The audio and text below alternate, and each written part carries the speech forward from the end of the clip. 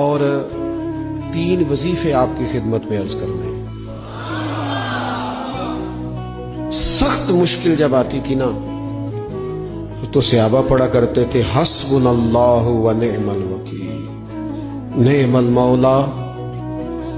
پڑھیے گا حسبنا اللہ و نعم المولا و نعم النصیر. اس کا معنی بڑا خوبصورت ہے.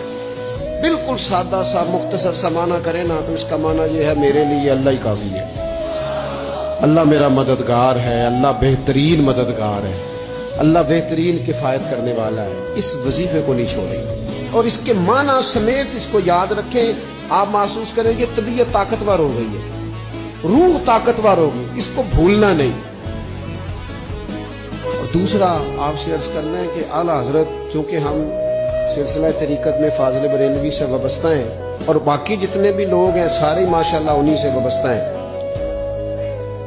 اعلیٰ حضرت نا لا حول ولا قوت الا باللہ العلی العظیم پڑھنے کی بڑی فضیلت بیان کریں.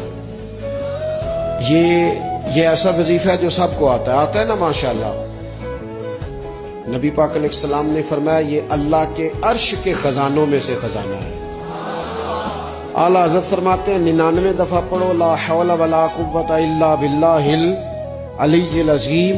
فرمایا اللہ تعالیٰ تمہیں 99 بیماریوں سے شفا دے گا اور اس میں سب سے چھوٹی بیماری ٹینشن کی بیماری ہے، سب سے چھوٹی بیماری غم کی بیماری ہے، چھوٹی، باقی بڑی بڑی ہوں گی.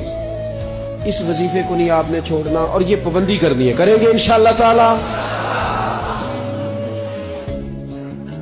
اور تیسرا وظیفہ ہے درود پاک. یہ بندہ درود پاک پڑھتا ہے تو پتہ ہوتا کیا ہے، 1 بار پڑھو تو 10 رحمتیں، 2 بار پڑھو تو 3 بار پڑھو تو 4 دفعہ پڑھو تو پھر تو چاروں جانب رحمت ہی رحمت ہو جاتی ہے. درود پاک کو کبھی نہ چھوڑو اپنی زندگی میں. آج آپ اپنے آپ سے عہد کریں کوئی رات ایسی نہ گزرے کہ درود پاک پڑھے بغیر ہمیں نیند آ جائے. یہ ذہن بنا. یہ 2 وظیفے اور تیسرا درود پاک. چوتھی بات آپ کی خدمت میں یہ عرض کرنی ہے کہ رمضان شریف آ گیا ہے.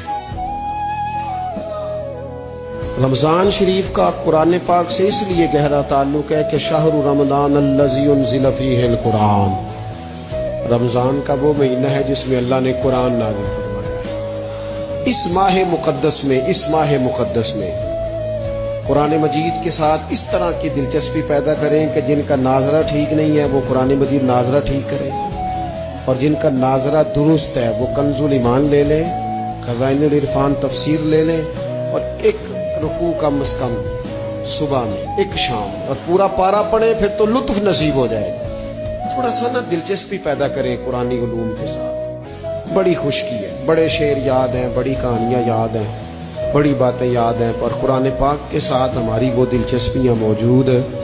خاص ذوق پیدا کریں قرآنی تعلیم.